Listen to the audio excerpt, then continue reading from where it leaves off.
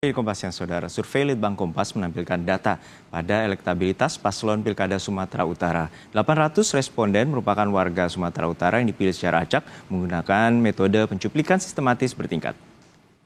Dari jajak pendapat yang dilakukan Litbang Kompas, 44,9% responden menyatakan dukungan pada paslon Muhammad Bobi Afif Nasution dan Surya. 28% memilih paslon Edi Rahmayadi dan Hasan Basri Sagala. Sementara 27,1% responden masih belum menentukan pilihan atau tidak tahu.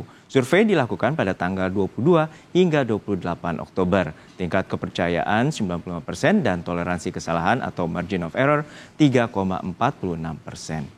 Untuk mengetahui lebih lanjut mengenai survei ini telah hadir di studio peneliti Litbang Kompas, Yohanes Mega Endarto. Selamat siang Mas Endar. Selamat siang Mas. Terima kasih telah berbagi di Kompas yang untuk siang hari ini. Mas Endar, kita lihat ada hasil survei yang memaparkan bahwa pasangan Bobi Surya ini unggul sementara dari pasangan Bobi atau Edi Rahmayadi dan Hasan. Ini seperti apa aja faktor yang memengaruhi hingga angka 44,9% bagi Bobi Surya dan juga 28% untuk Edi Rahmayadi Hasan Basri Sagala?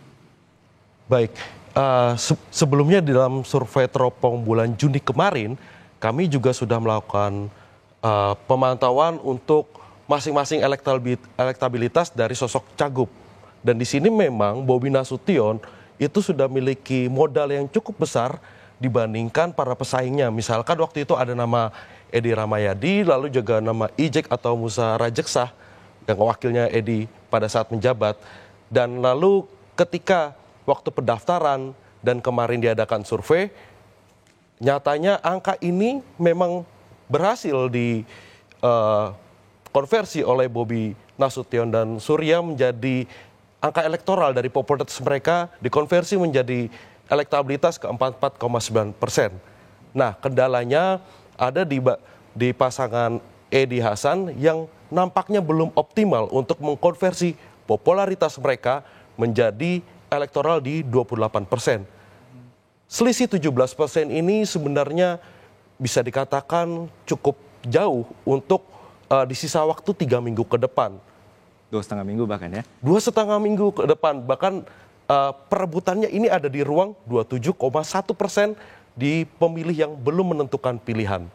Begitu kira-kira. Ya, ada pemilih bimbang 27,1% dan juga tadi Mas Endar menyatakan ada tingkat popularitas dan juga tingkat kedekatan secara identitas sosial yang dari paparan dari survei Litbang Kompas ada faktor tersebut yang mengerek salah satu popularitas atau elektabilitas dari pasangan Bobi Surya. Seperti apa survei tersebut melihat ada responden terkait dengan faktor identitas dan juga popularitas?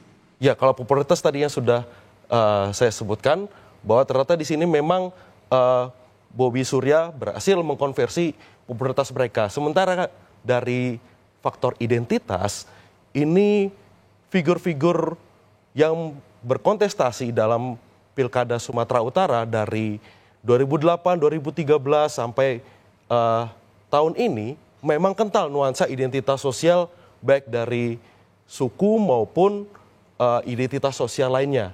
Dan memang kalau kita lihat di sini sosok cagup ini memiliki persentase yang lebih besar pertimbangannya dibandingkan dengan sosok cawagup. Artinya masyarakat di sini sebenarnya juga melihat sosok dari Bobi Nasution ini mewakili identitas apa. Lalu juga dari Edi Rahmayadi juga mewakili identitas apa.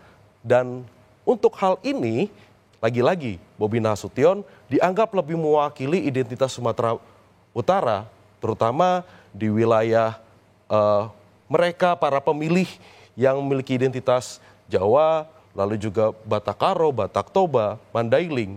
Sementara Edi lebih diunggulkan untuk cenderung di masyarakat Melayu, Minang maupun Aceh. Pariswan Sumatera itu ya? Ya, begitu, Pariswan Sumatera. Jadi memang ada faktor identitas sosial, namun itu juga tidak satu-satunya.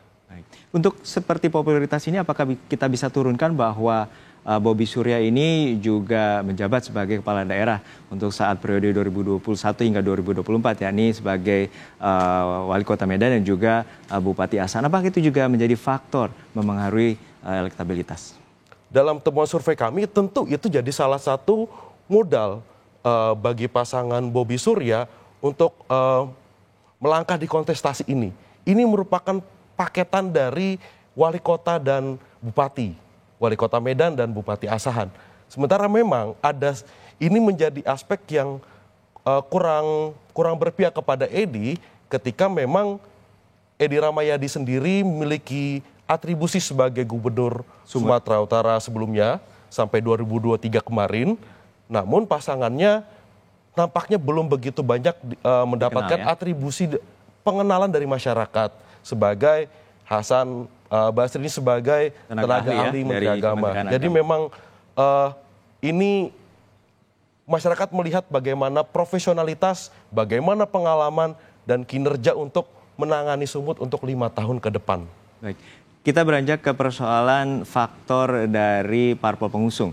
Dari faktor parpol pengusung ini juga temuan Litbang Kompas ada yang menarik bahwa tidak serta-merta parpol pengusung seperti Kim untuk Bobi Surya dan juga PDIP di kubu Edi Hasan ini solid. Tampak ada sedikit pergeseran juga. Bisa bicara soal pemilih bimbang, ini juga ada parpol yang bimbang pemilihnya. Ada dari, kalau tidak salah tadi ada Nasdem, P3 dan juga Demokrat yang bisa jadi akan berubah, dan juga PKS lebih ke Edi Rahmayadi karena faktor kedekatan dengan Edi, dan kemudian PDIP juga dari faktor menantu atau menantu Jokowi sebagai yang maju saat ini adalah Bobi Nasution sebagai menantu dari Jokowi. Seperti apa temuan dari Litbang Kompas? Ya, memang ini menarik ya khusus di Pilkada Sumut ini. Kita lihat bahwa ternyata pemilih partai politik di Pileg 2024 kemarin ini tidak selalu linear atau tidak selalu sejalan dengan calon yang diusung oleh partai tersebut untuk pilkada kali ini. Ini kita kenal sebagai split ticket voting dalam teori politik begitu. Dan kita lihat di sini, misalkan PDIP yang seharusnya mengusung yang memang mengusung Edi dan Hasan, para pemilihnya seharusnya solid di sana. Namun para pemilih PDIP nampak tercecar begitu. Ada yang 48,9%, bahkan lebih tinggi ini lebih mendukung Bobi Surya. Ya, asumsinya memang ini ada faktor sosok dan figur dari mantan Presiden Jokowi.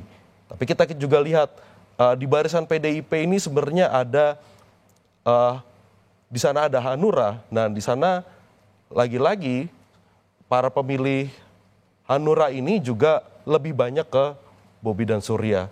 Tapi kita lihat di sisi partai pengusung Edi, ini kita juga partai pengusung Bobi, maksud saya, misalkan PKS yang ada di koalisi Bobi Surya, nyatanya masih tertambat hatinya di 50,6% pemilihnya ini kepada Edi, karena memang sebelum pencalonan ini PKS digadang-gadang sebagai partai yang mendukung sosok Edi Rahmayadi untuk periode kedua.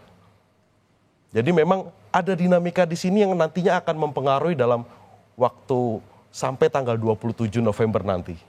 Tadi Anda sempat menyebut ada faktor mantan Presiden Jokowi. Lalu seperti apa faktor-faktor dari tokoh ini juga terkait dengan untuk para pemilih ataupun responden ini memilih pasangan calon dari Pilkada Sumut? Ya, kalau kita lihat ini artinya kita baca sebagai dalam persepsi pemilih atau masyarakat, ketiga tokoh ini menjadi pertimbangan mereka ketika memilih sosok calon gubernur dan wakil gubernur. Pertama, Joko Widodo di angka 35,1% yang mempertimbangkan akan memilih. Dan ini pun juga dipengaruhi sebenarnya ketika di awal Oktober kemarin